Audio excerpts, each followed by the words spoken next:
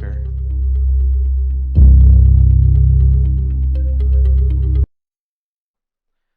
Oh man.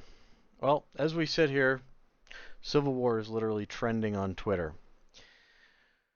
I was going to start off by saying that Russell Brand is an inspiration to me because he turned his life around from being a vapid, drug-filled, sexually driven existence to a thoughtful, principled um, interaction with the world.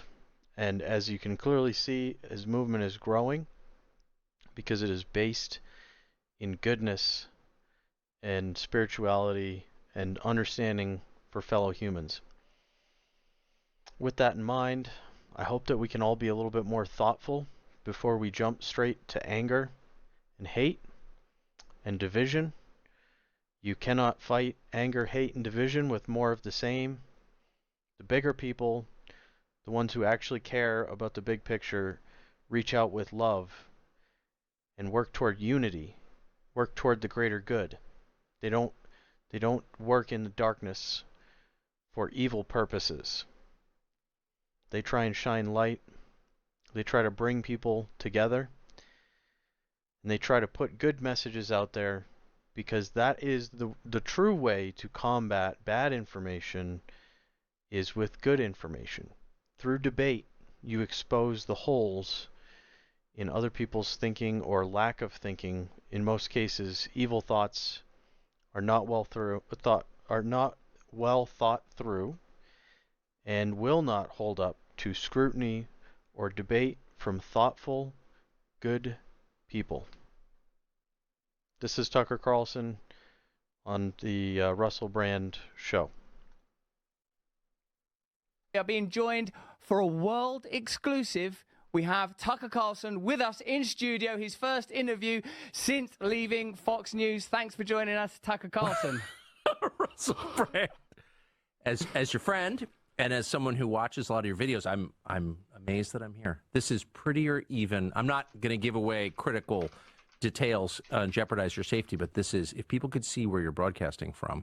Do you think it's a beautiful... I think it's beautiful. And that's not an overstatement. I think it's beautiful. Thank you so much, because I think we have a beautiful intention here. We're recognizing that independent media and independent politics are beginning to coalesce. It's becoming increasingly unlikely that you can report truthfully, honestly, and in good faith, putting forward anti-establishment narratives without being attacked. Of course, we're going to talk about a lot of subjects here, but and primarily we're going to want to talk about the reasons for you leaving Fox. We're going to want to talk about some of the reporting around Jan 6. We're going to want to talk about the attacks that you endured in your defense of the text messages around Trump. First of all, I want to start off by asking you, Tucker, how has it been in the 6 months or so since you left Fox? How have you been personally, and how does it compare to the time when you left MSNBC in terms of its emotional impact on you? Well, I've been fired. It's not the first time I've been fired. And I think in our business, when you work for a big company in media and, you say what you think, there's an expectation that you could get fired. So I've always had that.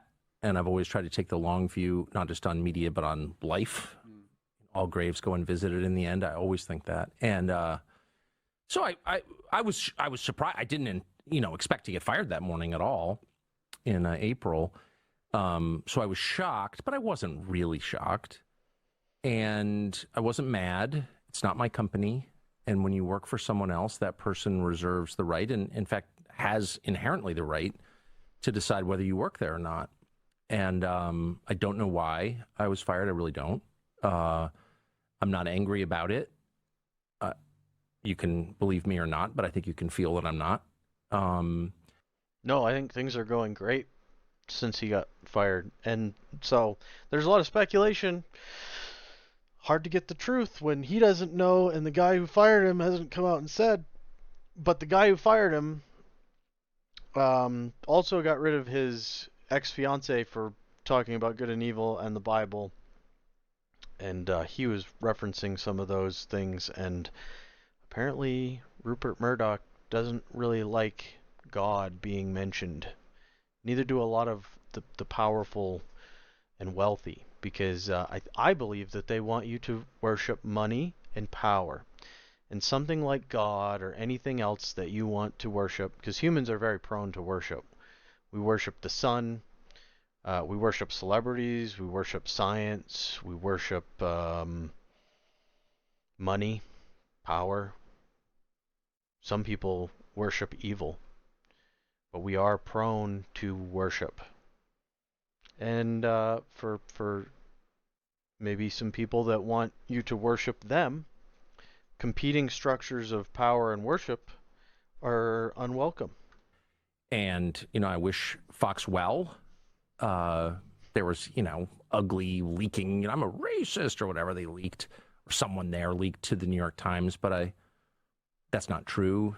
And I think the people who run the company know that's not true. I actually don't think they did it. And I'm not mad about it. And I've been happy. I guess the only thing that bothers me is I'm 54, and when you get a little bit older, and my wife and I, our children are grown and we live in rural settings, as you do, because we believe in nature and God and dogs, you can lose your drive. I mean, it's just a little bit too nice, kind of. And I do feel like we, people who are healthy and aware and who can read, like, have an obligation to be engaged in the life of the community they live in, and the life of the country they live in, and the life of the world to the extent that they can. And so my only fear has been maybe being a little bit too happy. I've spent a lot of time trout fishing, a lot of time, we have 4 dogs, a lot of time with my dogs and my wife, and a lot of kind of like late breakfast outside and stuff. And, that's not, I mean, that's great, but life has got to be more than that. So now I'm back to work, and I'm grateful to be doing that. The fact that you're broadcasting now on Twitter suggests that you still want to remain engaged in the international conversation, which is a conversation about ethics. It's a conversation about power. You touched briefly for a moment on the idea of racism. And of course, this is an idea that's talked about a lot, or an accusation really that's been offered. When I went on your show in America, mate, which I enormously enjoyed, and the personal connection with you that we have since cultivated is the thing that I perhaps most enjoyed. I spoke to some of my friends that are overtly liberal, even though many of them are beginning to recognize that the categories of left and right are shifting. What they said is that Tucker Carlson, when he talks about demographic shifts in the United States of America, how the balance between different ethnicities is shifting over time, that is codified racism. And some of them, like some of my mates that are LA Democrats, like, me, I don't believe in any political party anymore in this country. Tell me your about country. it. Yeah, no, I agree. But I do still feel that some of the principles that are more typically associated with the left, like recognizing that all voices have a value in the conversation, and that essentially that racism is bad. So how do you feel about that? And what are you talking about when you say there's a demographic shift? What do you mean? Say a couple things. First, I always try. I'm over 50, so why wouldn't I just say exactly what I think at all times? And I do. And so if I had, whatever my racial views are, I would just say them. And I'm just saying them now. So my views about race begin with my religious faith, which is not very sophisticated, but is sincere. Yeah. And that begins with I think the simplest is the most sincere. I think my religious views would be, let me believe what I want to believe. You can believe what you want to believe. And as far as race, the way to get past it is to stop focusing on it and stop trying to refer to each other as a blank person using race, and just refer to each other as person. Remove it altogether. Why do we need to talk about it? What about it needs to be part of our daily interactions? Why does this need to be a focal point? I think the best solution would be to stop artificially putting so much focus on it. It's insane. The belief, the knowledge, the certainty that God created people, that they're not objects, they're not machines, They're not widgets in a bin waiting to be assembled by some company. They are distinct individuals with distinct souls, and they have equal value in the eyes of God. Doesn't mean they have equal ability.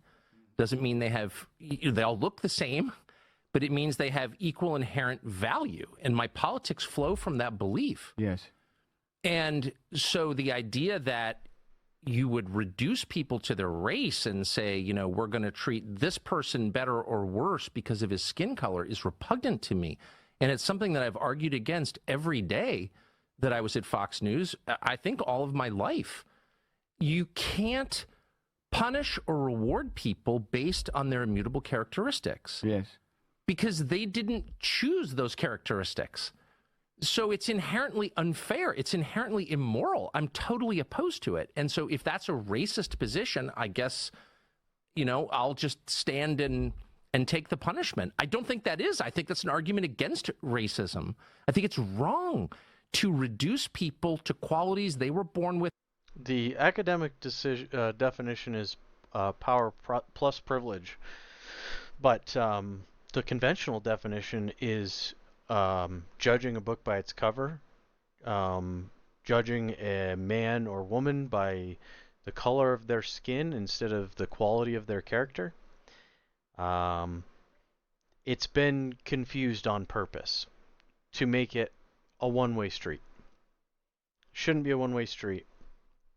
And anyone who's trying to make it a one-way street so that certain people can still continue a behavior that's unacceptable universally, and they can do some from a position of safety, is through fake oppression. Wearing the armor of fake oppression allows you to make claims that are not founded in reality.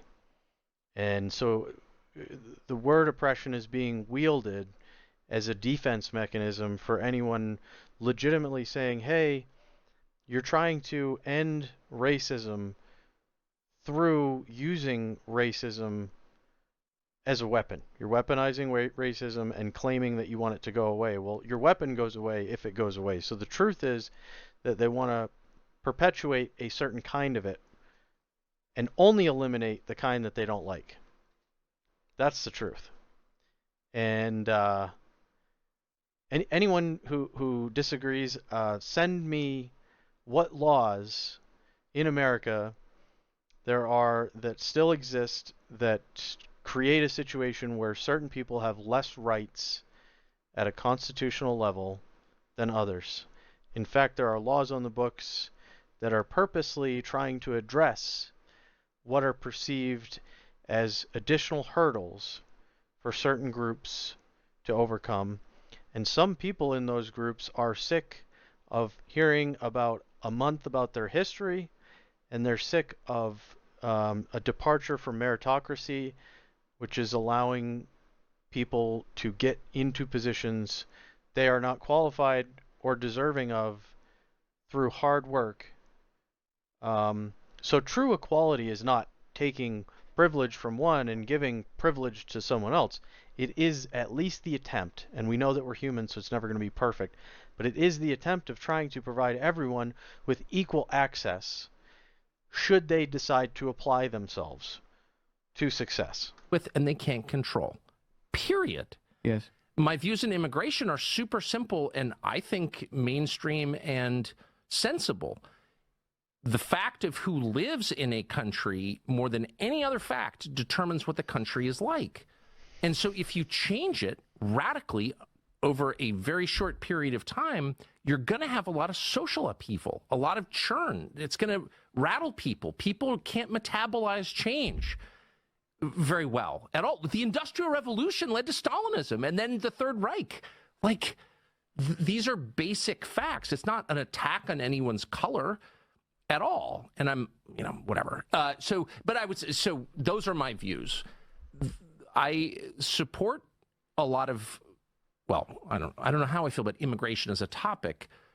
There are a lot of immigrants I love, including my best friend, for whatever it's worth. So I'm not against immigrants. Like, that's insane. But the way that the United States is doing immigration. The thing that sucks is that our argument is continually about building a wall and is never including of the fact that there needs to be immigration reform. So if you want to take the votes that are being harvested by those who want open borders and free traffic in between nations, those people are going to get votes from people that are able to freely come in here. If you want to take their votes, provide them, build the wall, create controlled points of entry, and reform the system so that there's timely access to legal citizenship to come in this country legally. And if the party of Americans, the party, whatever party is trying to make America better for all Americans, improve quality of life and everything else, bring back the access to the American dream at some point, affordable housing, affordable ability to raise a family and afford everything that goes along, all the costs that go along with having children. We should be offering not just walls, but legal avenues to come into the country. And if we do, then those people that are legally allowed to come here and permanently stay are going to vote for the party that provides that mechanism. Is designed to wreck the country and to make it unstable and to destroy any social cohesion whatsoever or social trust, to make people hate each other and add to racial division, which I hate because it's not solvable. In contrast to, say, class division. If we're arguing about class, well, at least class theoretically can change. I can ascend or descend classes, but race doesn't change because we're not responsible for it. We're created that way. So you don't want racial conflict. That's the one thing you don't want. And I feel that unless you're in power and you are of a different class and you want to take the focus on class warfare and turn it into gender war, race war, sexual orientation war, any war but class war, because that's the only true war. And I don't know if you've noticed a theme, but the only information that gets censored is the truth. The lies that they want you to believe are freely propagated by people who are dumb and the mainstream media equally, and neither is censored. But in both cases, truth is censored from large organizations. Doesn't matter where it comes from. Truth is censored from people or large organizations equally if it is inconvenient and disruptive to their agenda. In the United States, our leaders not only want racial conflict, but are stoking it. But as a practical matter, just in the context of U.S. politics, and perhaps it's similar in the UK, the term racist or white supremacist or white nationalist, these are terms designed to stop people from talking. I remember the first time I was called a white supremacist. And for whatever it's worth, I don't want to sound defensive, but I grew up in Southern California in the 70s. Living with a father who was, in modern terms, very racially progressive or something. He was always saying, God created people. Racism didn't even make sense to me. That was not a factor in my life at all. And we lived right next to Mexico, whatever. So, but the first time I was called a white supremacist, I was like, geez, it hurt. It stung. And I thought, I'm not exactly sure what that is, but I know that I'm not one, but I know that that's like the worst thing you can be. That's like calling someone a Nazi, or a monster, or Satan, or what is that? And I was bothered by it. It was right when I started my last Fox show, so it was in the fall of 2016. And I did a kind of long, very sincere, I mean it too, sincere script about how, this is what I believe, and we're all created by God, and you should never punish or reward people based on their skin color. And it had no effect at all. And then I realized the people using those terms are not sincere at all. There's no sincerity. The words have no meaning to them, except as they're useful as tools to acquire political power and to make anyone who stands in the way of that shut up or go away or go to prison. And so once I realized they weren't sincere, then it's like, that's between me and God. And not only if they were sincere, it wouldn't be used for everything, right? I mean, if you say something that they don't like, their go-to is racist, bigot, sexist, real simple. And it's like, that's, if you can't train someone to have intelligent views, you can train them to yell racist, bigot. And that's why when you try to engage, when you watch videos where you try to engage with people who are prone to yelling racist bigot and you ask, like, why, what life events and thoughts have led you to believe the things that you believe? Why do you think America is evil? Why do you think that you should be able to do whatever you want? Why do you think that shame is bad? Why do you think that it's preferable to do whatever you want and target those who judge you versus being thoughtful and trying to do the right thing and trying to understand how to be part of society instead of being a selfish, intolerant asshole who doesn't care what anyone else thinks and all you care about is yourself? Part of the reason that they want you to lean into that is because once you're fully into self-aggrandizement and being evil for your own reasons, when they ask you to do something evil, you'll have no reason to say no because you're like, oh, I do that all the time for my own purposes. What's the big deal? Sure, I'll do that. I'll go along with whatever you want. I have no morals. I have no virtue. I have no principles that I stand on myself. I only do what I'm told. You tell me to do this? Sure, you're in charge. Am I not a racist? I'm not much of a hater. I really try not to be. And there are things that I hate, and there are people I feel like I'm on the verge of hating sometimes, or I feel myself obsessing. You know, you're like in the truck, or you're, you know, walking the dogs, and you're pissed about something, and I can't believe that fucking person, you know, whatever. And I really... You can't fight hate with hate. You can't fight fire with fire. And forgiveness is not for them. It's so that you don't walk around hating someone who has no idea that you have all this anger and you're bitter and it's ruining your day or your life because you can't get over it and forgive this person. Forgiveness is not for them. Even if you think that it is, even if you think they don't deserve my forgiveness, you deserve to forgive them so you can forget them, release it to the universe, and move on with your life and try to do something positive and good that makes your life better instead of focusing on trying to ruin someone else. That is the definition of negativity, which is adjacent to evil. really try and catch myself and say to myself, that will eat you if you let it fester like that. Don't be that way. I'm a very flawed person, but I really try not to be a hater because I think that's death. I mean it too.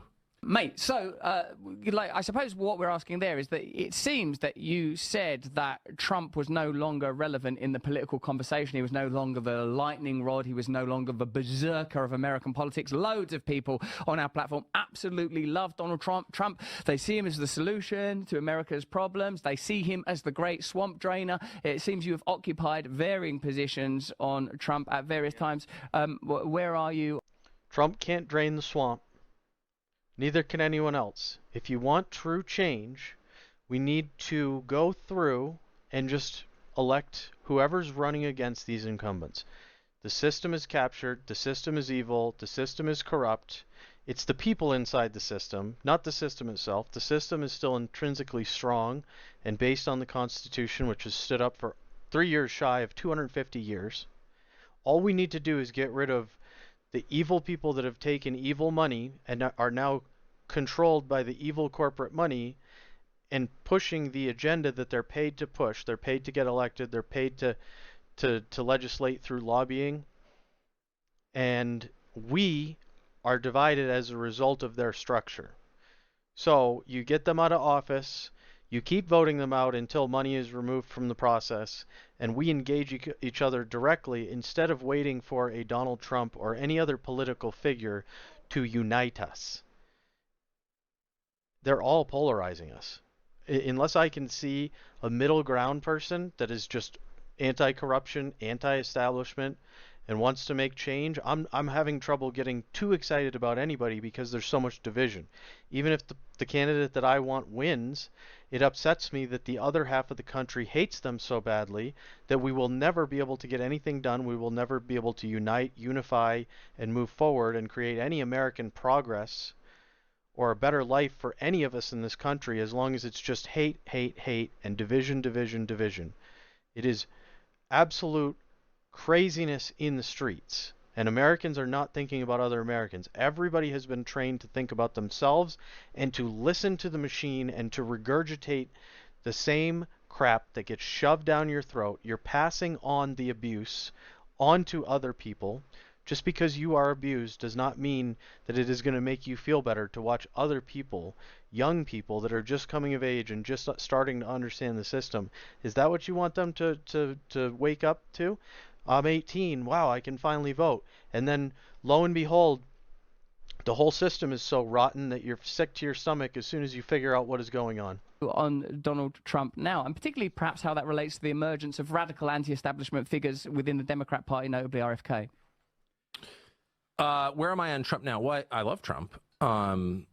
Personally, I mean, I made a huge mistake last November in getting involved in American politics, something I've never done before, and making calls, this guy's going to win. I think this is going to happen in this state.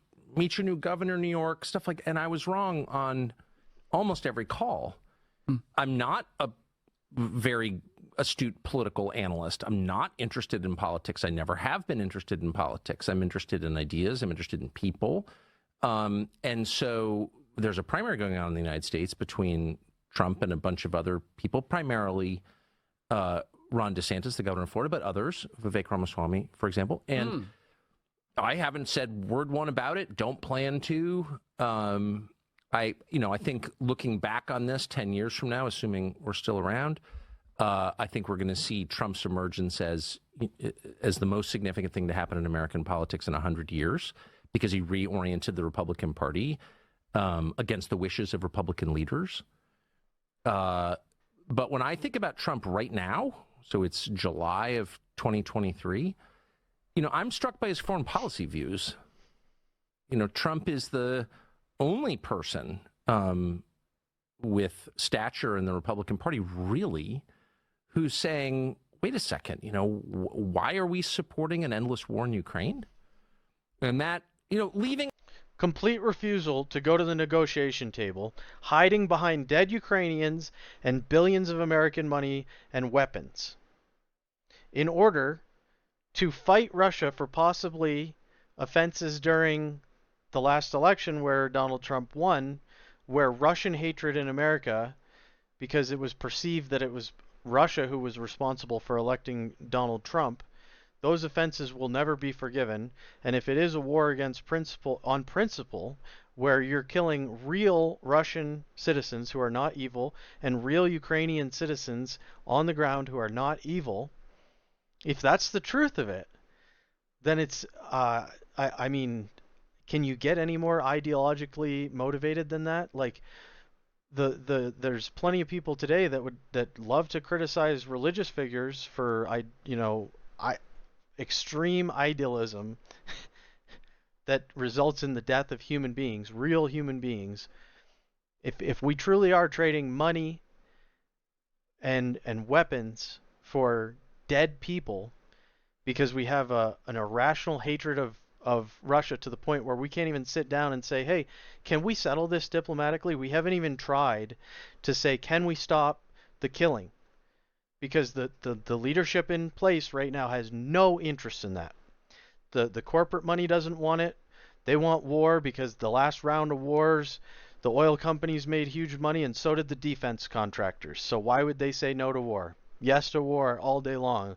The only people that want to say no to war are rational, sane American citizens that don't profit from it and don't endorse needless death of any human being on planet Earth for any reason that can be negotiated with words. Aside whether Trump's going to get the nomination or get elected president or would be a good president, I can't even assess that. All I can say at this point is I'm so grateful that he has that position. He's right.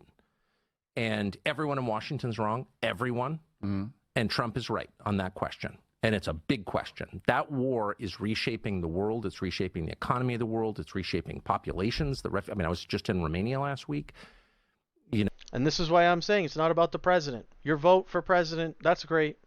But the whole system is endorsing this. Changing the president doesn't change the rest of the system. You want to really change stuff, you got to change the whole system. You got to vote all of them out because they all want war. They all are paid for by corporate money. Corporate money wants to make money off war. They're voting for war. They're endorsing it. No one's standing up against it. Wouldn't you rather have leaders in these positions that are standing back and saying, "Hey, let's be adults. Let's use our voices before we use our fists and bombs and bullets"? Wouldn't you rather that? And if you wouldn't rather have that, then you're anti-human, anti-American. Period. If you want people to die over one of your identity, one of the political views that you feel so strongly that you identify with it wholly, this is who you are, is your political view, not like a person who is capable of love and compassion and normal human things, then you are part of the problem, and you would do well to look in the mirror and try to understand, why am I so hateful? Why am I supporting hate instead of love? Which is, of course, shares a border with Ukraine. The refugees in that region, the number of people killed in that war, I mean, Europe will never be the same because of this war. And it really matters. And Trump alone among popular figures in both parties understands that, and I'm grateful for it. Whether he gets the nomination or gets elected, words really matter. Saying something true out loud matters.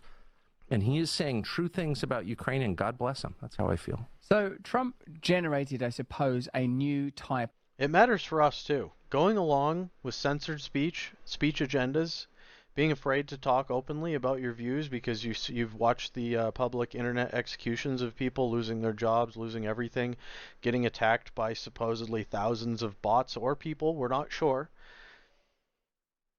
If you're afraid, then they're winning. If you are not talking, then they're winning. Because they have successfully indoctrinated you even more efficiently than the terrorists blowing up 9/11. They've indoctrinated you through speech and through digital training to know what you can't say. I can't say that. Ooh, I better not say that. Oh no. Let me go along with whatever the thing is today, because I don't want to stick my head up and have any original thought that might make me a target. Of populism. He rebooted politics. He reordered the Republican Party.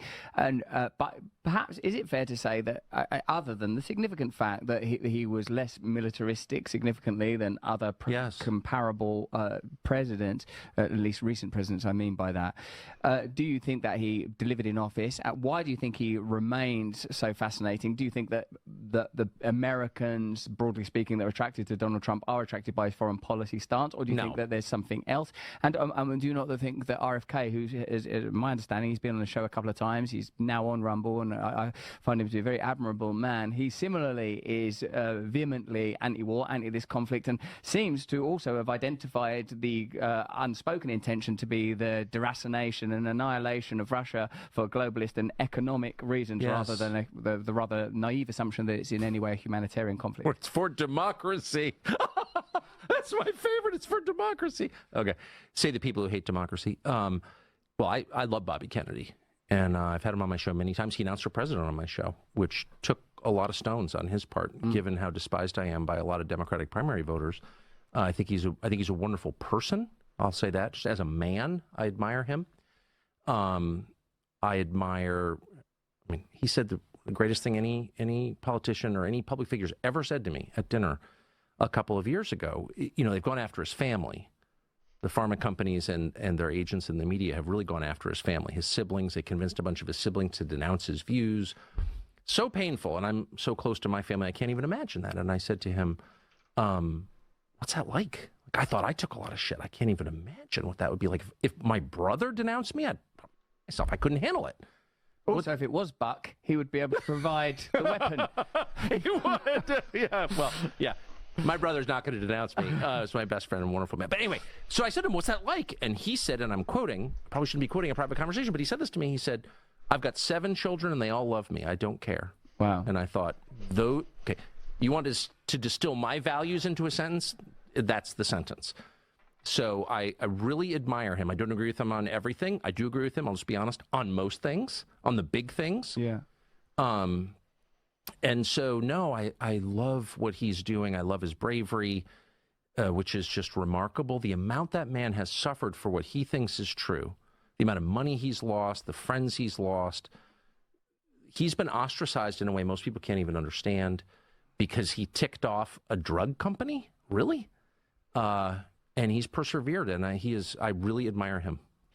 If RFK and Trump have risen, as they plainly have, to capture the popular imagination, and yet both to a degree are stymied, shackled, or reluctantly tolerated by their party, what does that tell us about the shifting sands of American political life? I think the area where you and I most plainly and overtly align, perhaps other than the belief in God, I suppose, is our deep understanding that the military-industrial complex and big pharma are able to exert significant power over the Democratic Party, a democratic process that renders ordinary electoral politics basically meaningless. Yes. These two figures are like populist anti-establishment figures in a sense. What do you feel is the likelihood of either of them being able to pass through the internal mechanics of their parties, in the case of RFK, through the legal hurdles that are being placed in front of Trump at the moment? And what is the role of independent media, in particular, say, a figure like Elon Musk, who seems, at the moment at least, to have the power to fight on that terrain? I know there was a lot in that question, Tucker, but you've got Well, I would say a couple things. One, the United States has had precisely in 250 years almost one populist president, and that was Teddy Roosevelt, also the most popular president in American history, who was president from 1901. President was who he served as VP was shot to death until 1908. Most popular president the United States ever had, and he was a populist. The two biggest populist figures in the moment are Trump and Bobby Jr., and then we had a guy called Ross Perot run about 30 years ago who roughly had the same politics. All four of those figures had one thing in common. They were all from the world they criticized. So you think of populist, the English peasant revolt, Yes. which is one of the most interesting things ever to happen, where they stormed the Tower of London and I think they killed the Archbishop. I'm from there. That Right. started in Essex. Yes. Wat Tyler. Yeah, Wat Tyler, exactly. We're not even sure if that was his real name. And Wat Tyler. Wat Tyler. And, but he was a legit peasant. Like, we don't even know when he was born. And that was not an effective rebellion. Of course, they did not free the serfs after that, as I recall. But the effective populists are the ones who critique from the inside and say, I grew up in this world. Teddy Roosevelt grew up rich, of course, in New York. Trump, Perot, Bobby Kennedy's family is one of the most famous families in the world in modern history. The Kennedys, and certainly the most famous family in Democratic politics. So these are people who know how the system works because they've benefited from the system. And so their critique is much more meaningful and much more effective, I would say, because they can bear witness to what they have seen.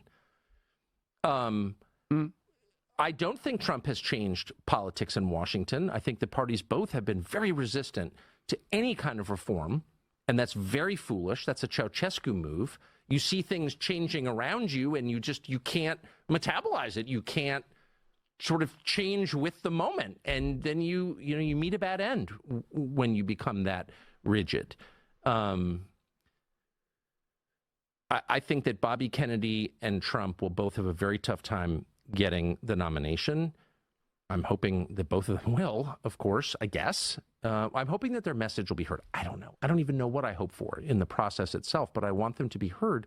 And they can now be heard because there are channels of information that people can tune into and listen. I mean, I would amend one thing you said when you said that, these huge multinationals control our politics. Well, they also control our media. Yeah. They do. I mean, pharma, as you well know and often say on your show, is the biggest advertiser on American television. Probably true in the UK as well. And so, there's no incentive whatsoever to question. So a perfect example is the media coverage of Twitter losing ad revenue.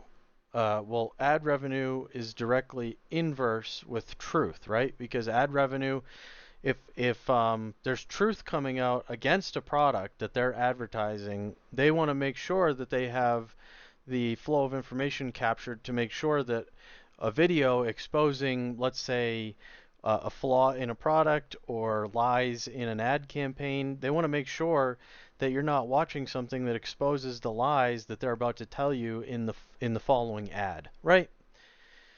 So don't delude yourself and think that ad revenue means that that this platform is full of truth. Ad revenue means that it's curated, cultivated, content moderated, fact-checked, tightly controlled. That's all it means. And anyone who tells you otherwise doesn't understand how the system works or why advertisers pay all this money to put their content on a certain platform because they know it's going to be effective. That's the value. Question their products. And now we have, because of the social media companies, Twitter and Rumble and probably others, we have less filtered sources of information with fewer gatekeepers and a higher probability you'll hear something true. I think that's a huge change. I mean, how can you... I mean, this is like samizdat. This is like, this is like information that the people in charge don't want you to see. And now you can see it. It really is the promise of the internet finally fulfilled. That's my hope anyway. Figures like RFK and Trump already demonstrably through his successful use of Twitter are going to require new models of media in order to build an audience, whether or not you align with the views of those individuals. It's plain to see that the traditional media models curtail and censor their rhetoric. Why, when you left Fox News, I think, like, for those of us that work in the independent media space, all thought, oh, like, Tucker's leaving, I even, if I may say, like, when we met, I was like, oh, he's going to leave Fox. I felt like just because of your awareness and because of the stuff you were saying about the mainstream, the fact you're having Glenn Greenwald on there and people every week from his bunker in Rio. I love Glenn. Yeah, he's a beautiful good human being. Yes, he's no doubt a brilliant man. So we were all amongst us thinking, where will Tucker go? Is it going to be Tucker? Will he be joining us on Rumble? Will you set up your own thing? What was it about your conversations with Elon Musk that led you to work there on Twitter? Well, I don't work for Elon. He's paid me zero money. I don't think I ever want to work for anyone again. I've done that. I'd like to make money. I mean, I think that's fair. I've made zero money since I left. And that's fine. But at some point I'd like to, but I'm not working for Elon Musk. He hasn't offered to hire me, and if he did, I wouldn't accept. But what he's done is offered me what he's offered every other user of Twitter, which is a chance to broadcast your views without a gatekeeper there. But I do think, I think the technology at Twitter is, my expectation, is evolving, and I think, the subscription model might work, or it might not. I don't know, but I think it might. And I plan to stay there. But what social media offer in the short term, at least for me, is an audience, but also a reason. This is personal, but a reason to write. I can't think. Let me just weigh in on the subscription model personally. Okay, let's go back to the ad revenue before we move on too much. When something is free and fully paid for by other people, you're getting their interests represented, because the only people that they give a shit about are the ones who pay. Your eyeballs are valuable, but only so they can sell it to someone with an actual agenda to sell. By paying for a subscription, you reduce the dependence on the ad revenue alone, and you incentivize the platform to pay attention to you, the paying end user. So for the price of, I don't know, a cup of coffee or two per month, is freedom of speech, freedom of information, access to hopefully more real information, is it worth around $8 a month? I mean, I would say that would be worth even $10 a month to be able to communicate without censorship and be able to see real information about topics where otherwise the flow of information is strangled with a death grip. I don't know. I mean, maybe I'm weird, but I think it's worth $10 a month for even just the promise or the idea that maybe we could have access to information and truth and communication that's not restricted and limited by this policy and this misinformation and this medical, you can't say that unless it's endorsed by these major agencies that dictate what's true and false. Like, I don't know. I personally don't like living in that world where letter agencies and health agencies and governments get to tell me what I can and can't say, even in the presence of new information. Oh, yeah, we'll decide if this new study is valid. Just because it looks promising, we'll decide. Think clearly without writing. I started in this business as a magazine writer and a book writer, newspaper writer, and I need to write things out. I'm very dyslexic, and I can't, I have trouble processing information in certain ways. And unless I'm forced to write a script, I can't really decide what I think about something. And so the daily or regular discipline of writing a script forces me, and in some cases it really is forced. I don't want to do it. I'd much rather go fishing or bird hunting, I would. But if I have to, I will.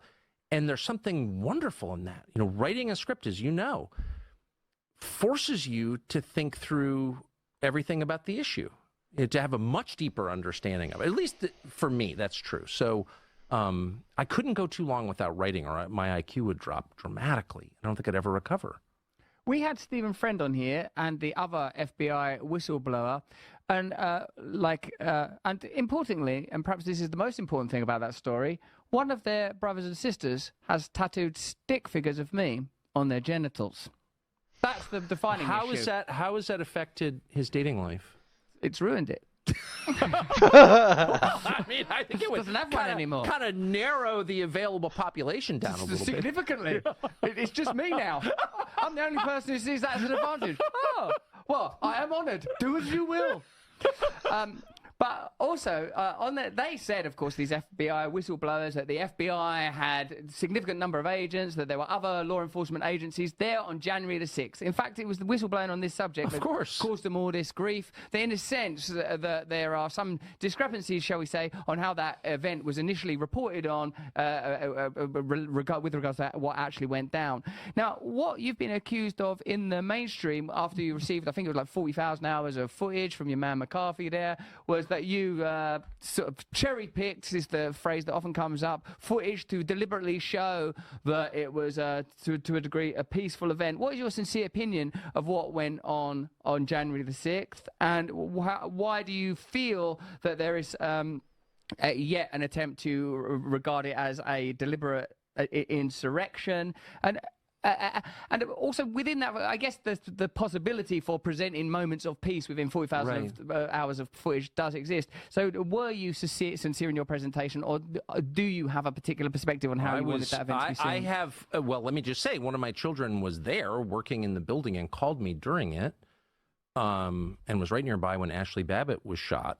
So I was interested in it from the moment it happened. I was appalled by the vandalism outside, by fighting with police officers. I hate violence, from abortion to the war in Ukraine. I mean, I am consistent on that. I'm not a Catholic, but I share those. I definitely share those views. I'm not for the death penalty. I'm not for killing people. I'm not for hurting people. I'm not for violence.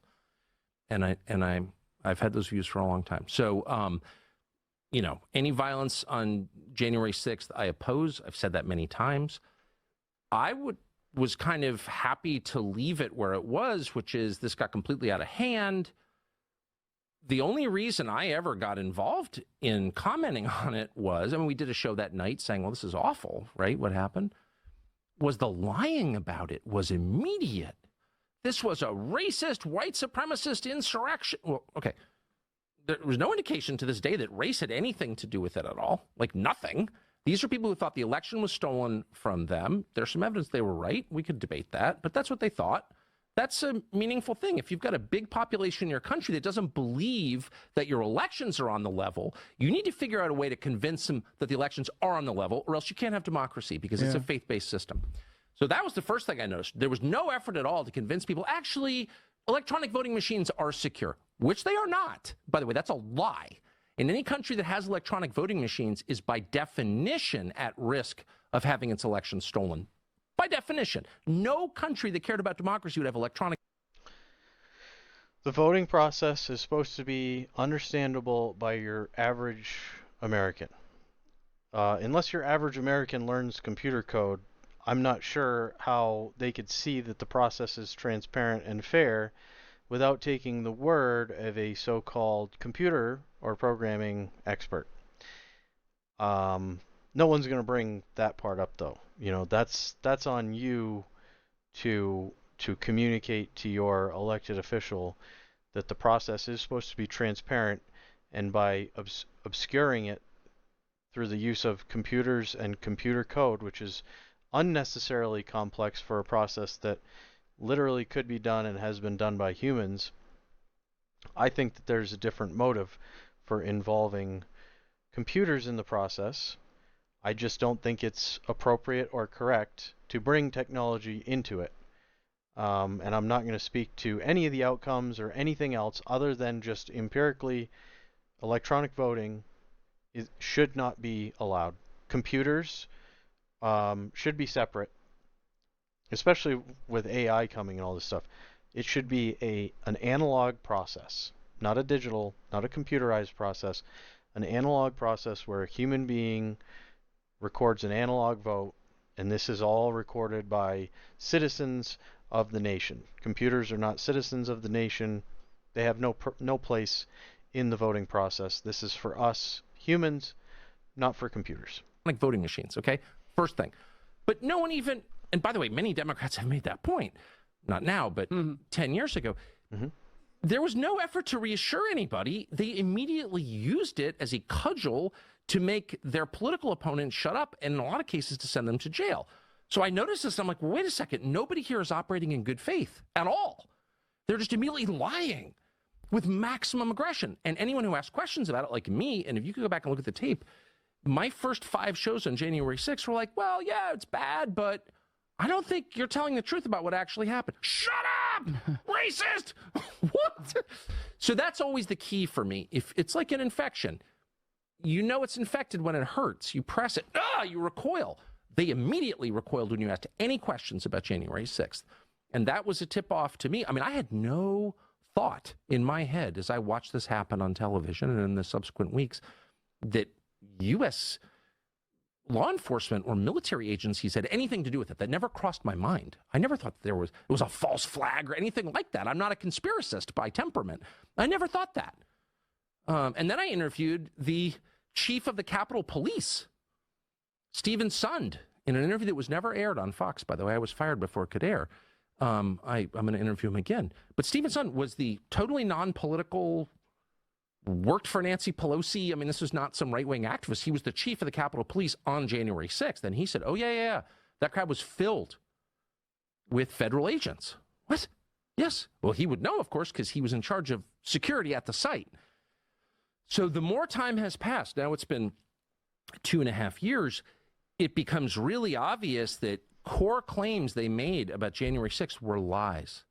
And my view about events and about people is if you catch someone telling a lie about one thing, the first question you have is, what else are you lying about? If you say to your wife, where were you? I was at the grocery store.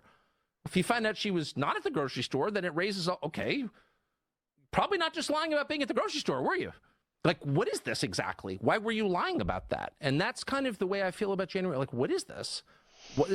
They're clearly lying. That's provable.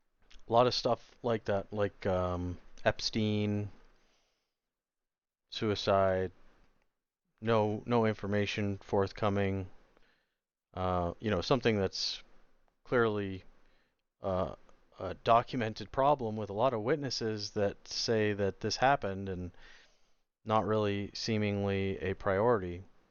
There's a lot of things where you know down in your gut that something is very, very, very wrong, and the truth is not being told to you, but we just kind of move on because I think we've been conditioned to understand that this is just the way it works. You're never going to get the truth, and they want you to eventually give up out of hopelessness and just believe that you're powerless to do anything and just let the steamroller run you over. Just stand there and take it. The truth is that you can just step over to the side, you can gather your thoughts, you can talk to the people around you, you can talk to other Americans. We can make a plan to dig ourselves out of this problem together. There's no problem that Americans collectively as a unified group cannot solve. I truly believe that. There's no problem that could ever develop that if we can unify and unite and talk to each other and come up with a plan that works for everyone, we can affect real change. Do not let them dishearten you. Do not let them make you give up and make you feel like you have no choice and you just have to accept it. That is not the case at all. Oh, why? And, I'm the last person.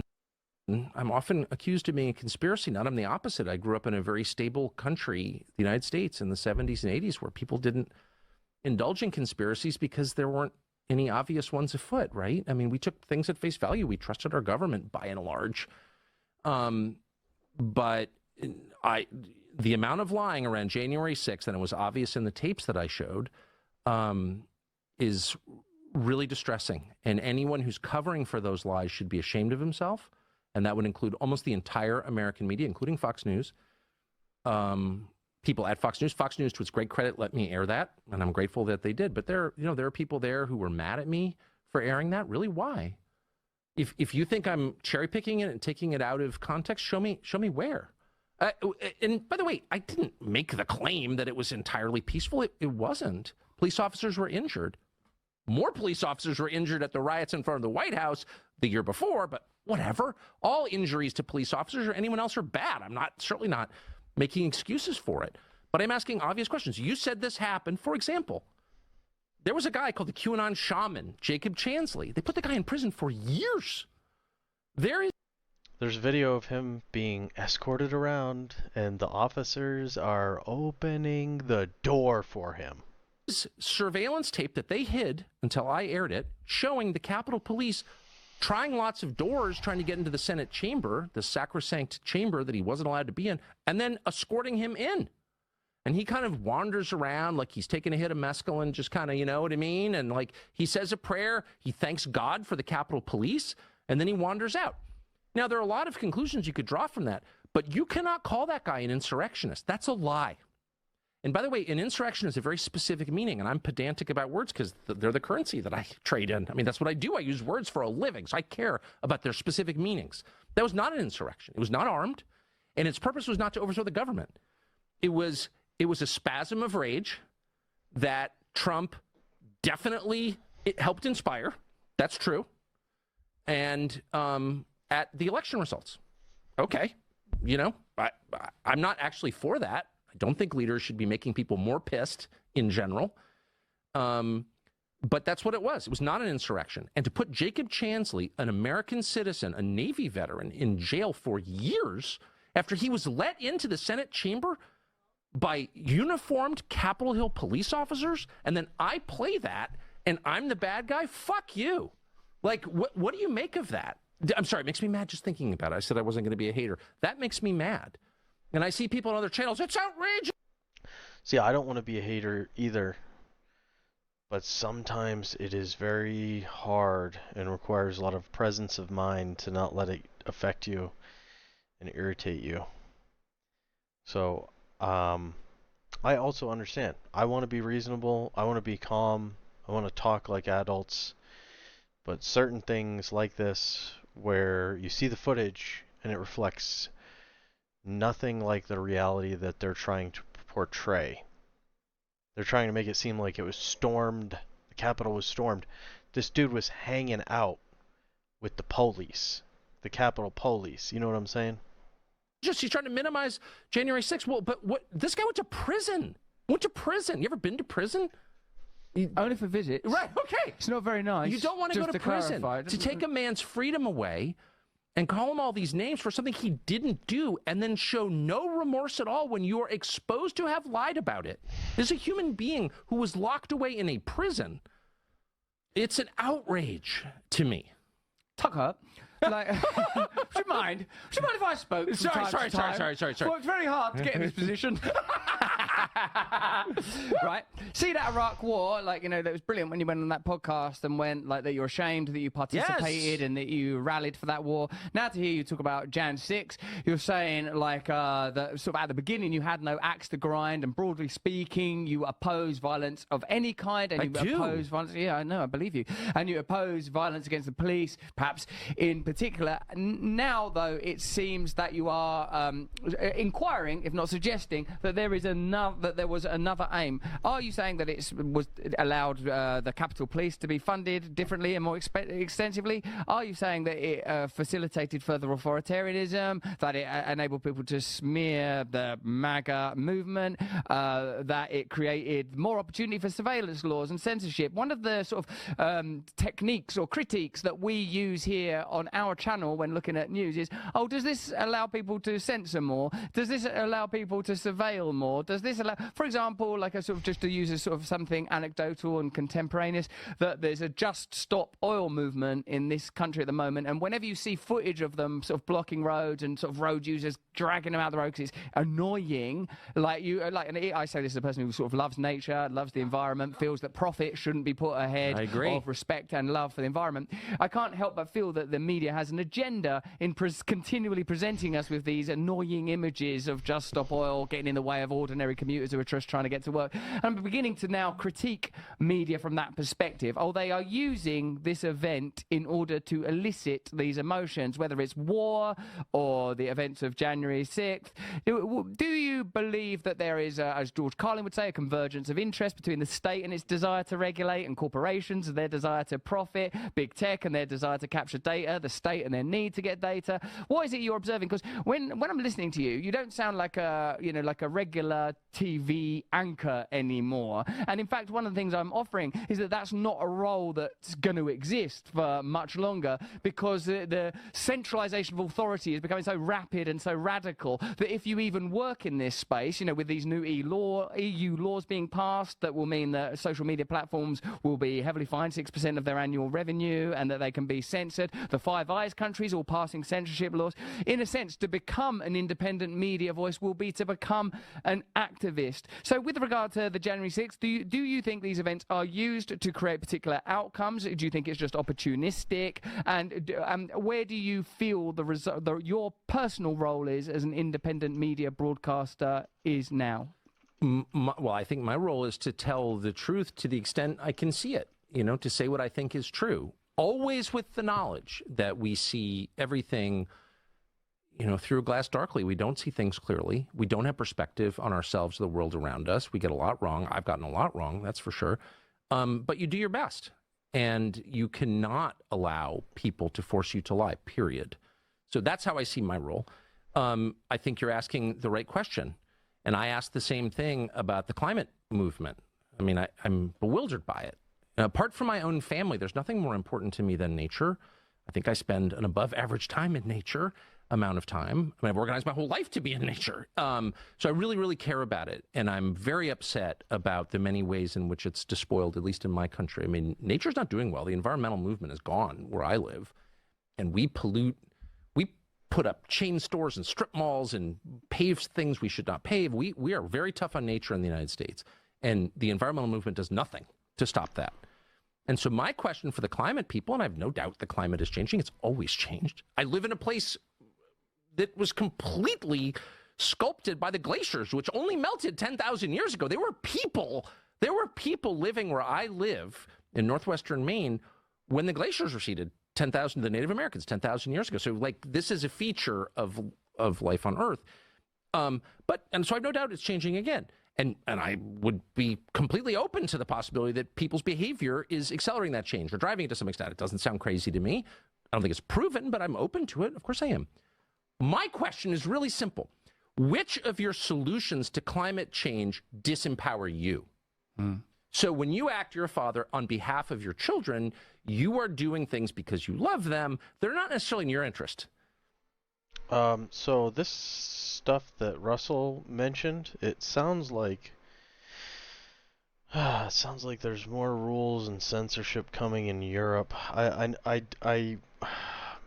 so disheartening. So they're adding more tools to flag content. We need to decrease the stranglehold that these corporations have on our communication, not add more regulation and flags to help remove content that gives us real information. This is actually, oh man, it's the opposite of what we need. This is awful. Like, you'd rather go take a sauna or do some yoga or hop on your wife. But no, you have a child with needs, so you love that child, so you do something for that child. That's what it looks like to serve and love someone, is to do something you don't want to do, doesn't help you in any way, but at least potentially helps that other person. I see the climate movement not doing one thing that doesn't enrich or empower the climate movement and its corporate sponsors. Not one. So, for example, not to be boorish here in lecture, but I'll stop with this.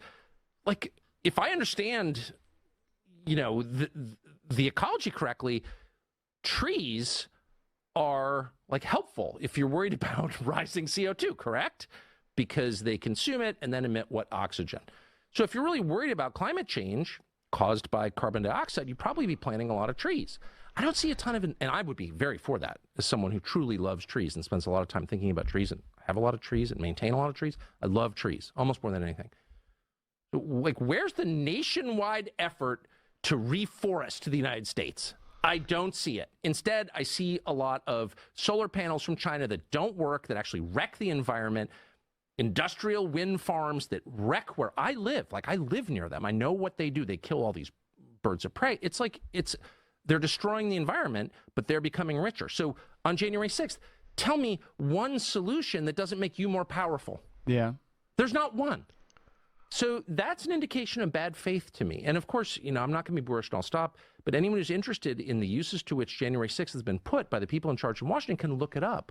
I mean, the surveillance that was justified, the total capture of our banks, for example, by the FBI in the wake of January 6th is completely shocking to any civil libertarian. You can't call my bank and find out what I spent money on. You don't have a warrant. What? That's not allowed under our Constitution, but they did it because it was an insurrection. Okay. So, I don't know.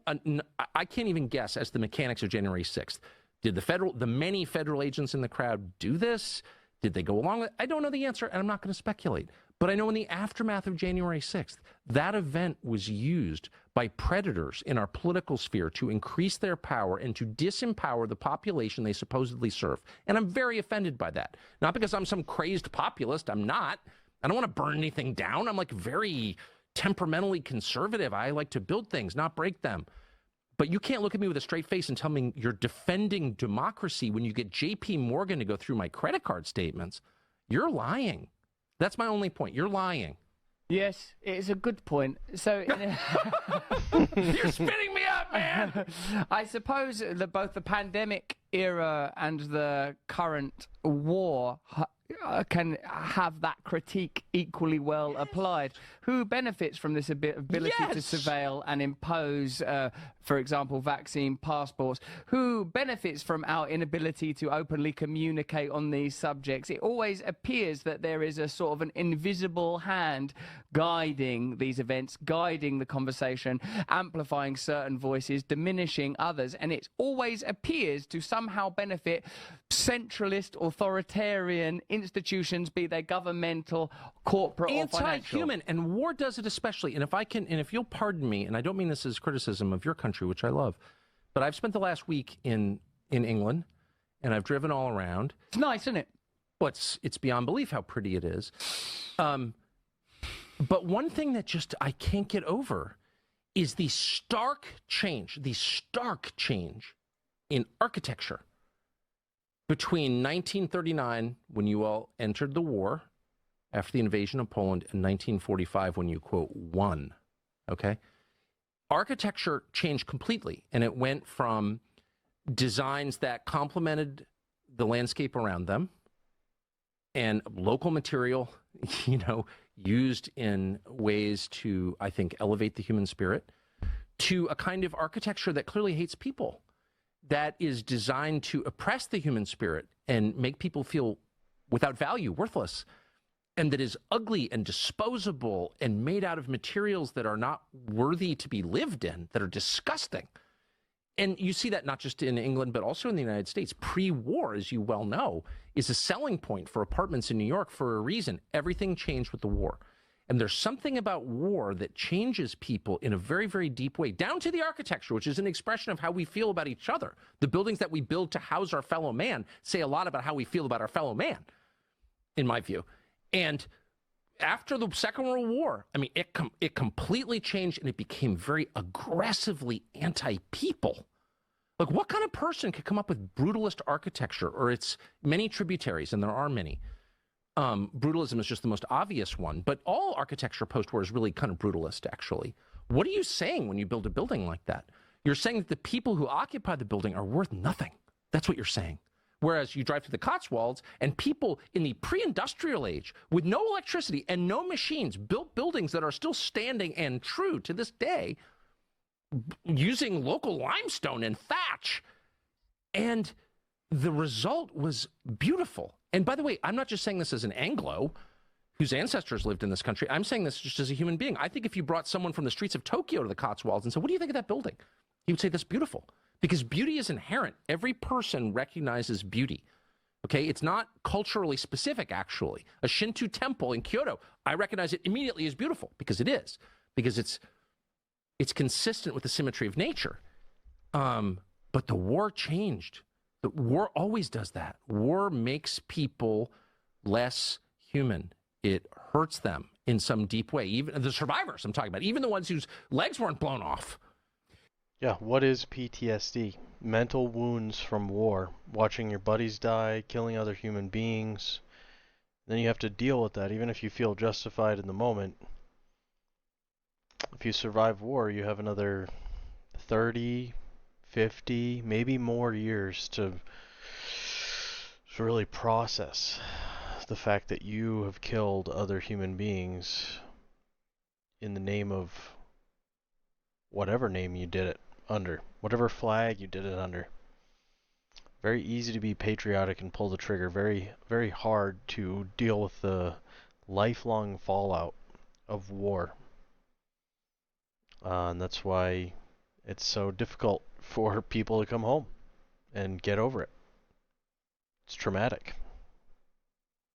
It's interesting to me how often you appear to be referring to the ulterior energetic force, emotion, or essence of a thing. Yes. I.e., that beauty could perhaps be the manifestation of love. I've obviously myself observed many times that municipal and state buildings were once plainly an expression of a contract between the people and their government of a good faith relationship. I think that.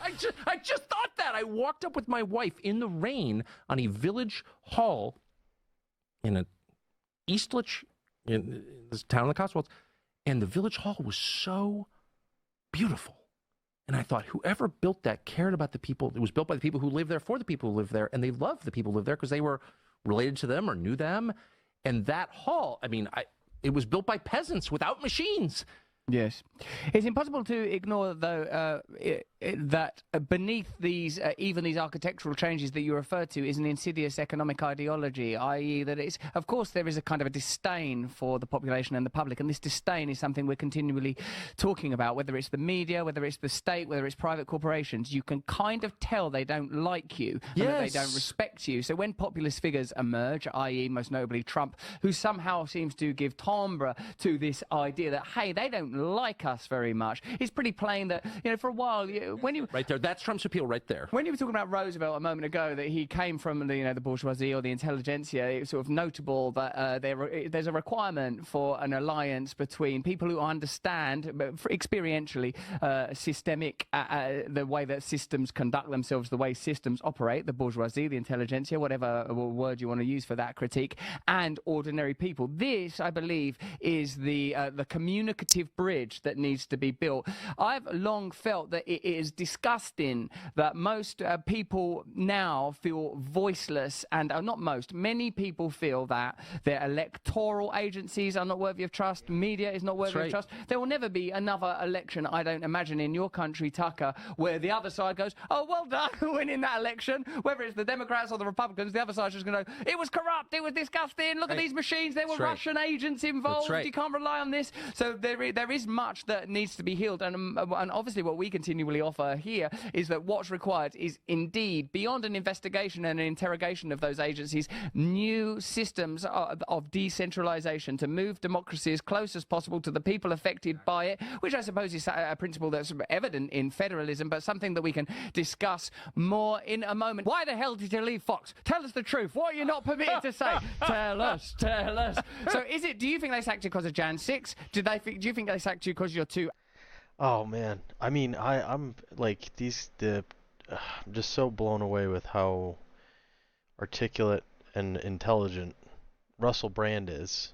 First of all, I mean, we hear Tucker talk about this all the time, but Russell Brand is in the UK, and I think that he's better informed than most Americans, and has a better understanding of not just how our system works, but how it's being exploited and turned against us, because it is not serving the people. It is for the money, by the money, to the money. The money gets them elected. The money lobbies to change laws. The money makes them so they don't give a shit about regular Americans anymore, because they're part of the ruling class as soon as they get in. They're greeted at the door with golden handcuffs, and the first order of business is to ensure that they no longer identify with the populace, which means they have none of the problems of the populace, they have none of the poverty of the populace. And how many people have the integrity and discipline to turn down millions of dollars, to turn down the opportunity for their family to never work again? No one in their family ever works again. They just escape the whole rat race. So, how many people, even with the best intentions, when faced with that kind of bribery on the way in the door, can remain intact in the sense that they still have any integrity by the time they are elected into those positions? So, I agree with Russell. I mean, I agree with the idea of just voting them out for the purpose of demanding financial election reform. Some of these companies have also gotten too big. If they control our communication, then fuck the monopoly laws. We need to come up with some communication laws. If a small consortium of companies owns American communication or global communication, they need to be regulated in a different manner than a company that sells Doritos or soda. Those two companies make the same amount of money, let's just say, and have disparate ability to control you and your speech. And we also need to understand that no politician is coming to save us. We still have the power as the American people, and if no leader is going to unite us under the idea that we need to significantly change the governing institution of this nation and some others, then we need to organize ourselves, and we need to vote these people out, and we need to show them that we are not just a bunch of ragtag deplorables who will be stepped on and driven into the dirt underneath their boot heel, because that's what they think we are right now. Just a bunch of unorganized idiots that can't get anything done, and we can't even get out of our own way. We just argue with each other over nothing. And I know that we're better than that. And I know that we can affect real change. We just need to recognize the severity of the problem. With great evil, great forces of good always coalesce to defeat it. But the evil comes before that giant wave of righteousness strikes down evil and eradicates it from the world. So I have no doubt that they are not going to prevail ultimately. But the sooner we organize, the sooner that we can stop this. Because I don't think anybody's having a good time going through this. Everybody's fighting. You know, I just want to live my life. I don't want to fight. I don't want to be on here. I don't want to be watching this crap all the time. But this is what is going on. And it's accelerating. You know, you can only stop caring and put your head in the sand so long before you pick it up and say, holy shit, what is going on? Anti-establishment to anti-war. What do you tell us? I honestly don't know. I will say, you know, my views changed dramatically over the course of 20 years. As I've said many times, I was a kind of half-hearted booster of the war in Iraq, which is hard to believe. But, you know, that was in 2003. And so my views for the last 20 years have been... The thing that we also need to stop doing is amplifying the crazy fucking policies of the left and the right. We need to walk away. We need to come back to the center and say, hey, wait, this war policy that's either Democrat or Republican, how's this benefiting us? The same matrix that Russell is talking about, evaluating new laws and new news coverage and the things that we hear and see going on. We should have a matrix and say, who benefits? Who benefits from this? Why are they doing this?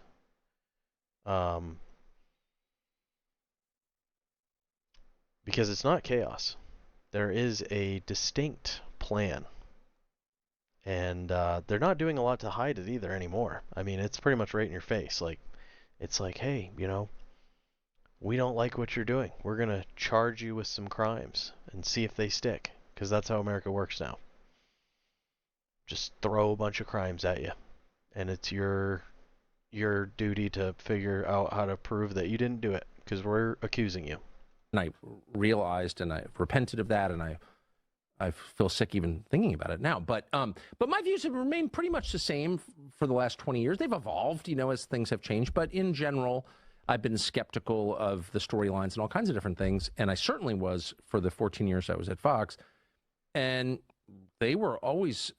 they didn't agree with me, of course, I don't think, but they were always very nice to me, and they always let me say what I wanted. Not one time did they tell me not to say anything. So I don't know if I fully finished it, but I'm just saying this the same way he's talking about evaluating who benefits, we should evaluate policies and say, how does this benefit actual American citizens? Poor, normal, middle class people that don't have hundreds of thousands of dollars in the bank account, don't have $1 million homes. We got normal shit, normal people, normal jobs. How does it help them? And if it doesn't, then they can go themselves and shove it right up their faces, you know?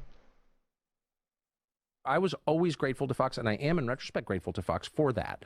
So that never changed up until the moment they called me and said, you know, we're taking the show off the air. And so I can only speculate. I know, but I do think as a general matter, not even about me, the war in Ukraine is a red line for a lot of people in business and politics. And you see it in our politics in the U.S., where the leaders of the Republican Party in the Congress, who really are repulsive, in my view, are now supporting sending cluster bombs to Ukraine. Ukraine is losing the war. The whole fucking group. Everybody in those offices, Senate, Congress, state, local, they all are working for the same thing, just money. That's why they make you sick, because they got no integrity. They don't care about America. In fact, they are profiting on the way down, as far as I can tell. They want to do nothing to even prolong it or whatever. They're just driving it right in the ground and making every penny that they can on the way down. They need to be stopped, and they need to be removed ASAP. War, obviously. The United States could, and Ukrainians are dying in huge numbers, and the country's being destroyed. Yep. And so the U.S. could force a peace like tonight. They could. Uniquely, they have that power, and they won't. And I mean, geez, they could even ask. They could even open negotiations. But instead, they want to send money and weapons over there and hide behind dead Ukrainians and our money because they're angry at Russia. And I think they're angry at Russia over January 6th. I think they want to put the insurrectionists in jail, and I think they want Ukrainians to go murder Russians as retribution. I don't know. That sounds crazy, but how else do you explain why the Democrats are suddenly the biggest warmongers, don't even want to discuss the idea of peace, don't even want to discuss the idea of stopping the deaths of normal citizens of Russia and Ukraine? They, as far as I can tell, they'd let them all die before they even negotiate anything. Every single Ukrainian, every single Russian, they wouldn't even, whatever. They'd wake up and be like, oh, they're finally dead. Great. That's over. And they're continuing to allow Ukrainians to be killed and the country to be devastated. So I don't know their motive. I can only guess, but I know that if you criticize that, they really are intent on making you be quiet. With Biden inadvertently saying Iraq instead of Ukraine, do you feel that is these kind of Freudian errors are simply because in time we will regard this conflict in the way we regarded Iraq? This is not to say not sympathetic towards Ukrainian people, but that it was a war primarily motivated by the interests of the military-industrial complex, the stated plan for BlackRock to rebuild Ukraine in a comparable way that Halliburton were able to exploit the conflict in Iraq, and indeed a secondary agenda to diminish Russia's capacity to be a superpower on the world stage. Do you think these things will become explicit and broadly accepted? And in a similar way, the people that have been rallying for war, using peculiar tropes that we always assume to be of the right, of patriotism and a lack of alliance, do you think that those people will undergo some kind of reckoning, Tucker? I hope so. I mean, just like Afghanistan, though, I think the end game is we send $40 billion and a bunch of brand new technology, like the cutting edge. And then when Ukraine does eventually get taken over by Russia, we gift billions of US dollars to Russia as they take the country. And they can reverse engineer our weapons, the latest in surface-to-air missiles and anti-tank launchers, shoulder-fired rockets, as well as whatever other advanced weaponry we've sent over there. So this is just the same thing. What we wanted to do is enrich the Taliban. We took 10 years to make sure that we got them all the equipment that we needed to give them, and the money and all the stuff, and then we left the country. I think that that's what we want to do here, just with Russia instead of the Taliban. And yeah, I don't know. It's so confusing and stupid. Key to joy and wisdom is admitting that you're not God. That is the key. That's the key to life, in my opinion. Admitting you're not God. And if you can't do that, you are doomed, because you're not God. By the way, that's a fact that you can't change. You were not God. Okay, period. Breaking news for me. Breaking news. So hit me pretty hard, that one. That's the moment. That's my take home. Oh, okay. Well, that's it. I'm out. It's essential to happiness and to honesty to admit when you're wrong. And it's so freeing. I mean, it's the basis of the recovery movement. I realized I was powerless. And I just have lived that. And I understand very well, personally, the human impulse to hide being wrong. Like, no one wants to admit being wrong, because in so doing, you admit you lack the power that you pretended that you had. But I just find it so liberating. I was wrong. I thought this. It turned out not to be true. I was wrong. Yes. I didn't know. I am not God. Once you say that, everything, then you realize you've not. Much easier to admit when you're wrong than try to live a fucking lie that eventually will fuck you over. Nothing to be afraid of. By the way, everybody already knows what you're lying about. People know who you are. I tell my children this all the time. You think you're getting away with it. Oh, I'm secretly whatever it is. Everybody already knows. And they love you anyway, or they hate you anyway. It doesn't matter. We know, because we can smell. We're like dogs. We know who the other person is instantly. All the pretense is pointless. And so how beautiful is it to just say, nope, here's who I am. Yeah. And they can't. And I look at someone like Tony Blinken, who's our Secretary of State, who's obviously way over his head, not a genius, but probably above average in cleverness, but not, he's not like a great statesman or a great person or whatever. And he feels, you just watch him on television, he feels this burden to pretend, I'm Secretary of State, I got it all under control. You have no freaking idea, Tony Blinken. Like, you have no idea what's going to happen. You've been wrong again and again and again, but you can't admit it. So you're terrified of being exposed. And this is I'm not attacking Tony Blinken or singling him out. I hope not unfairly. This is where we all find ourselves. God, I hope nobody knows. Whatever it is, I'm secretly gay, or I gained 20 pounds, or I'm actually very vain. Everyone already knows. Mm-hmm. Calm down. Just admit it. And I hope people who are wrong about COVID can take the life-affirming path of admitting the dignity-preserving. When you admit you're wrong, you actually preserve your dignity. When you continue to lie, you lose your dignity. People don't get that. They think it's the opposite. The other thing is, if you spend, this is the thing, if you spend your time cultivating a public persona that's complete bullshit, you're neglecting the idea that you could actually be making your true self better. You're focusing on creating a fucking puppet that's never going to be a real boy. And this is what you present to the world. So if something unexpected comes up, you panic because you're like, fuck, what would this fake guy that fake person that I pretend to be, what would that person do? How do I react in a way that aligns with this fucking bullshit that I've created? You can't just naturally react. You can't just naturally be yourself because you're not comfortable, because you're a fucking liar, because you're presenting bullshit to the world, and everybody knows it, and you think you're so clever, and you think you're getting away with it. People know the difference between someone who's genuine and can look in your eyes and tell you what they mean or what they feel, and someone who glazes over and recites something from memory that they know is acceptable.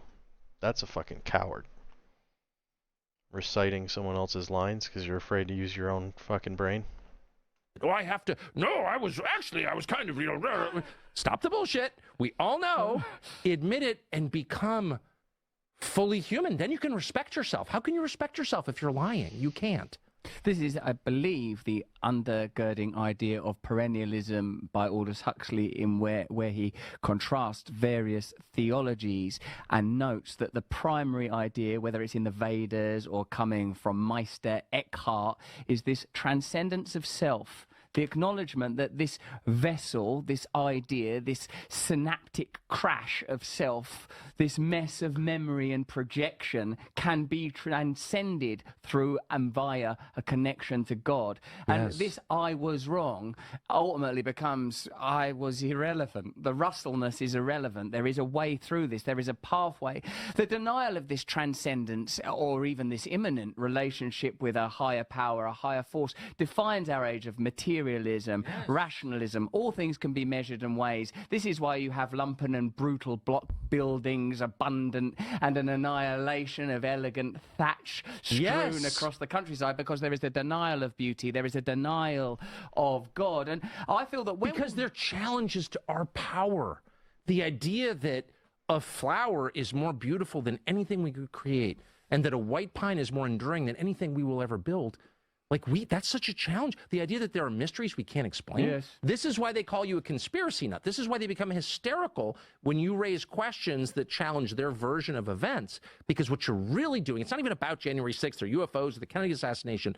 It's about revealing their limits. Yes. They don't have the answers, and they can't admit it, because admitting that they don't have the answers is the same as admitting they're not God. And I'm only saying that's the most liberating thing you can do. It's curious how it can be distilled to something so identifiably personal. Like, I saw you once interview someone who went, no, I do the same.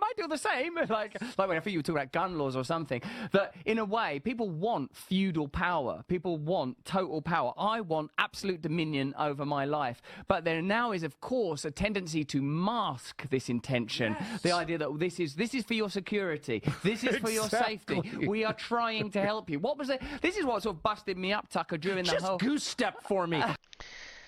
I completely agree, and I really believe that they are trying to get rid of the Word of God and virtue and traditional worship. They are trying to replace it with worship of only two things, money and power, and those are the same things. One is just an extension of the other. And this removes their competition. And if you worship money and power, you will become obedient because you no longer are obedient to the virtuous idea of good and evil. You're no longer obedient to being a citizen of humanity. You're just a selfish, money-worshipping parasite. And that's the easiest way for you to be controlled. If you don't say no to anything, you can be bought with money very easily. Oh, just do this. Here's some money. Well, that's evil. Don't worry about it. Just do it. Okay. And I think that is the end game. I think that is where this winds up if we do not have our own principles and virtues and ideals. Like, let's say we want citizens of the United States to have a better life versus corporations to make more money. They'd rather that you go along with the idea, well, these corporations are your friends. So we want them to be better, American power, right? So we got to help the corporations grow.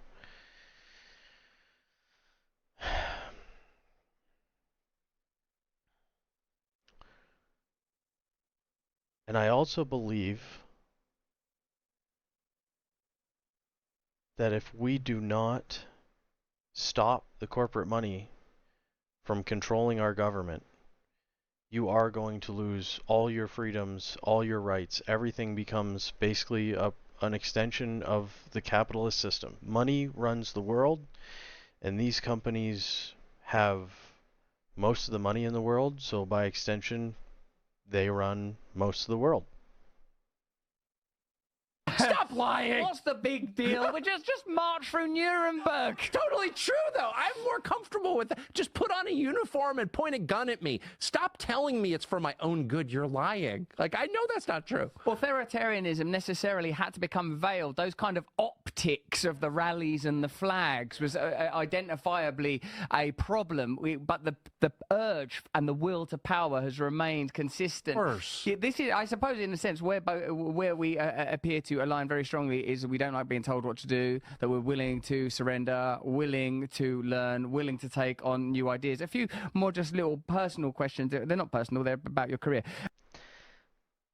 The other thing is, I think that they're trying to make you so afraid of the other side, whatever side you're on, that I think that they want you to give up your own liberty because you feel that that's the only way to deprive the other side of their ability to win. Listen, they've got guns, they've got crazy ideas, those right-wing people. The only way that we can defeat them is if all of you vote to lose your guns, and then we can take it from all of them. Then we'll protect everybody equally because we're the government and we're good. And there's people that believe that. And if you are someone that is a corruption denier, if you really believe that the government is your friend and never does anything wrong and has your best interests at heart, and if you give up your rights to speech and the ability to defend yourself and your inalienable human rights, you need to talk to your nearest local conspiracy theorists to have them educate you on all the crazy, evil things that the government has done against its own citizens and against citizens of humanity on this planet. How do you feel about the FBI hacking your phone, mate, with the Putin thing and being called a Putin puppet? A Putin puppet. The Putin puppet thing I've never taken seriously. I am a passionate Tolstoy fan. Predates Putin, by the way. I love Tolstoy, and I mean that. The Kreutzer Sonatas, I just read it. It's like an amazing book. Is that thing where he talks about Christianity? Have you read them essays on Christianity? Yeah, well, of course I have. And I'm not sure I quite agree. The Kreutzer Sonata is all about how sex is bad, which I strongly disagree with, but he's just an amazing writer. But I've never been to Russia. I don't speak the language. I have no special effect. I mean, the whole thing is insane. And by the way, that never bothered me because I'm the most I'm so American, it's like a joke. Yeah, you are really American. I'm the most American person I've ever met. You're so American. You've been here ever since you've arrived on the premises. You've been so American, you're shaking people out. And an American just turned up inadvertently, just by magnetized by you. Someone Asking people personal questions. I'm from Sacramento. How are you? Where do you live? You're being all American everywhere, spilling your Americana up everything. It's so true. It's so, and it. Exactly, for good and bad, mostly bad. But I want to ask you an important question, I think. There's nothing to suggest that the state of nation is a permanent one. It's a relatively recent advent. It's pretty plain that one of the ways that the cultural war can be continually leveraged, even issues where I imagine you have strong views, and indeed these are arguments that define your country, certainly more than mine, although everyone's affected by them. Pro-gun versus gun control, pro-choice versus pro-life, the identity politics issues. Are we ever, as a there's nothing in our evolution that would suggest we should live in countries of 300 million people all following a single credo.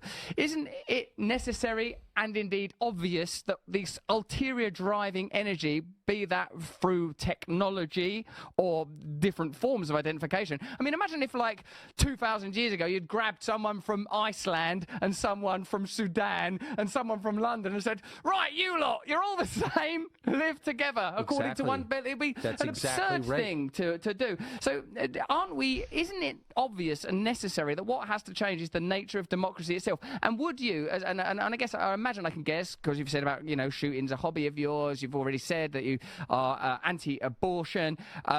Would you be willing to, as it were, stand on an ideological, if not political, ticket with people that had opposite views on you when it came to like trans and raising kids trans and stuff like that, if it meant that you and your community would be completely at liberty to raise your children and run your community how you wanted to? Well, of course. Yeah. Yes. Yeah. So, I mean, I have no plans to stand for office.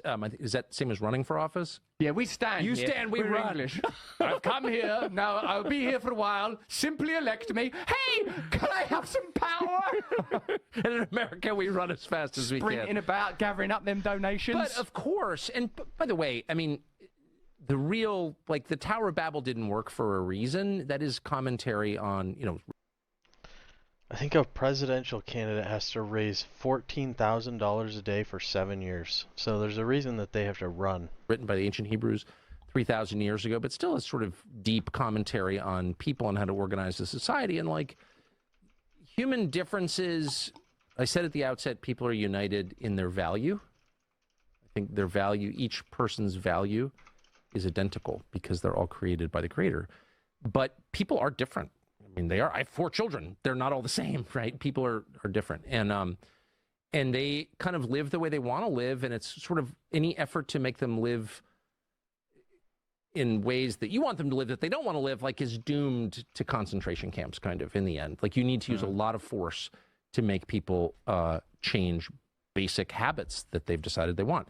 So that suggests to me much smaller administrative zones or countries or whatever you want to call them. The problem is technology makes it really easy to manipulate huge groups of people. The drive out here from London, my driver's from Brazil, a country I love. It's very similar to the United States in a lot of ways. And she's from southern Brazil. And I said, all Brazilians in London. Yeah, but most are from the north. Do you see them? No, I don't see them. I don't trust them. I don't like them. Oh, they're from northern Brazil. Okay. So like, these are subtleties that I can't.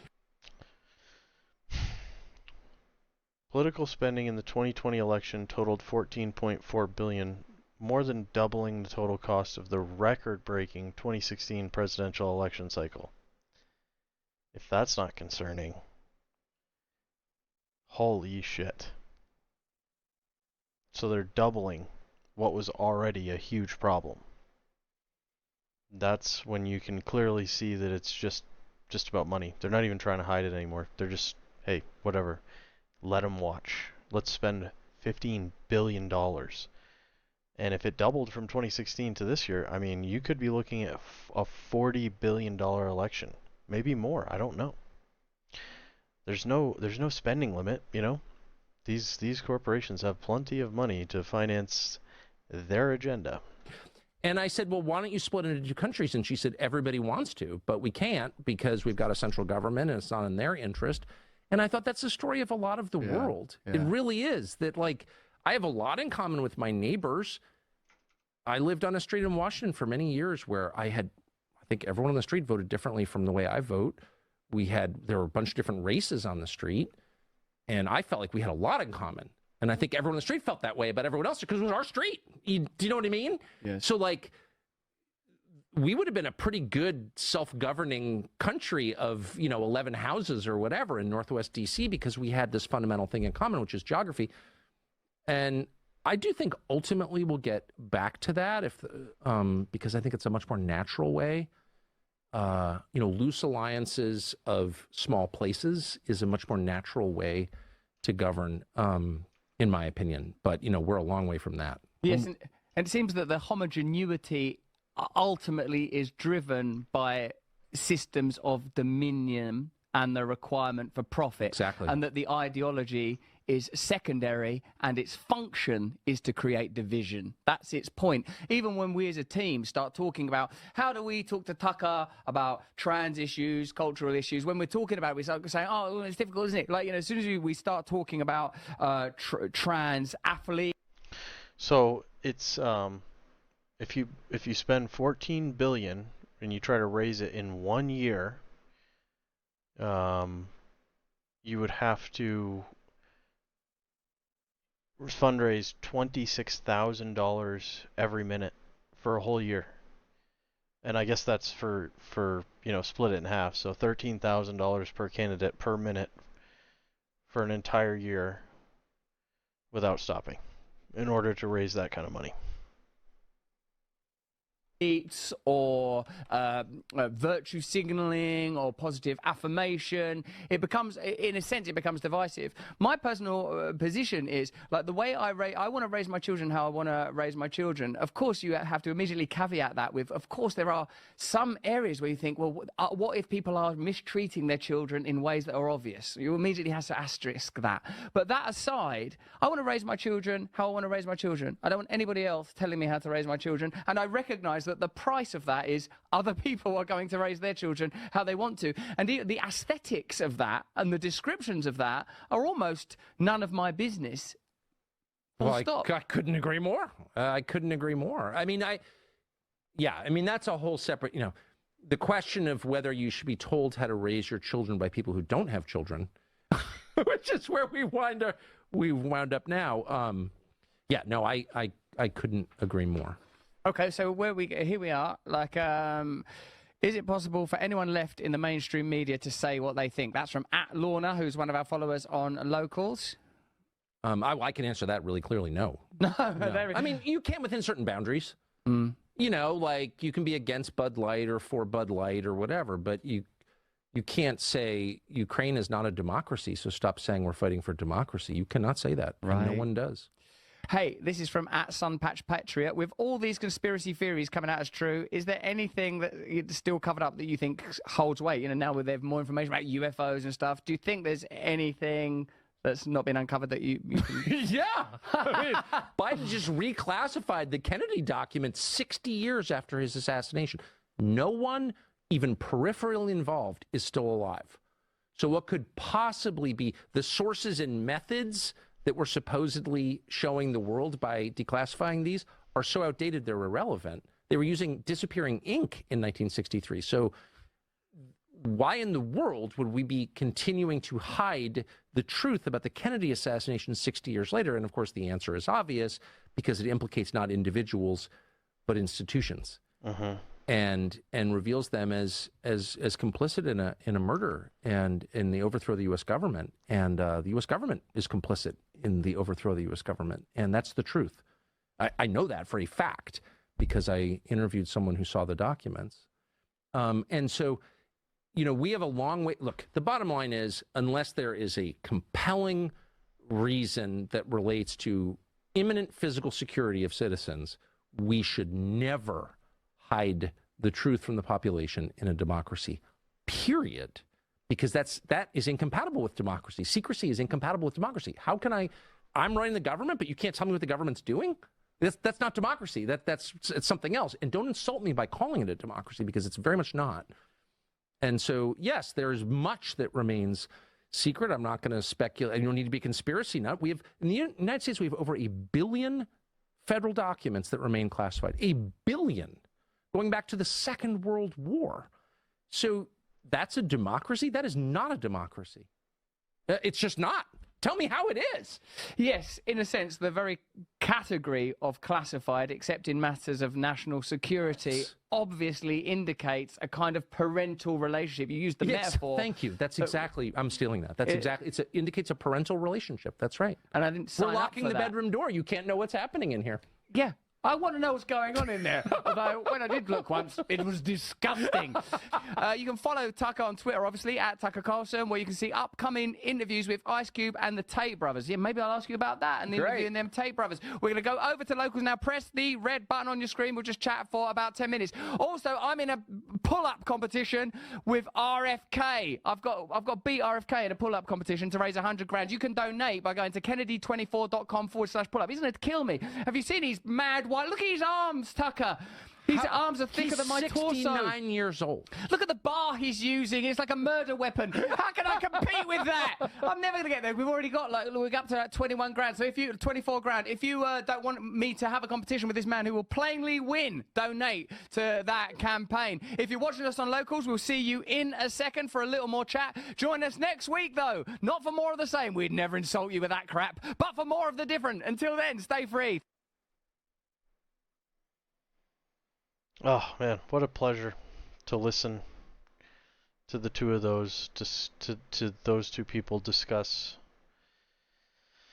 the state of the world, and to listen to, you know, rational human beings talk about how we could start to interface with each other again instead of focusing on the things that we cannot get along,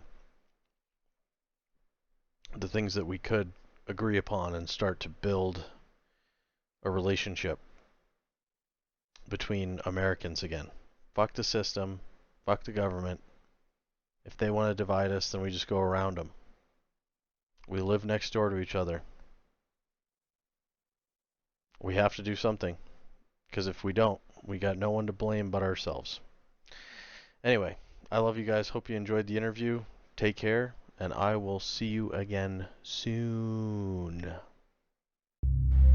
I'm not suicidal. I would never kill myself.